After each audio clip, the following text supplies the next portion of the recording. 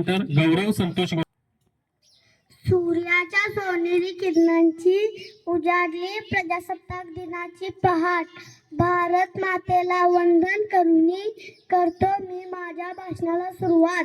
सर्वांना माझा नमस्कार। माझे नाव शिव सुभाष परीट आहे।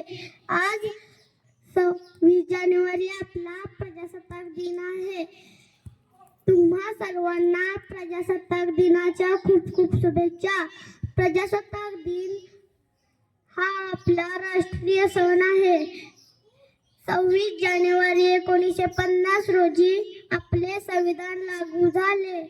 हे संविधान डॉक्टर बाबासाहेब आंबेडकर यांनी लिहिले होते। आपण आपल्या संविधानाचा आदर केला पाहिजे।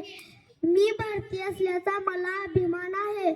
आपल्या देशासाठी बलिदान देणाऱ्या शूरवीरांना माझा कोटी कोटी प्रणाम। जय हिंद, जय भारत। खूप छान शिवसेना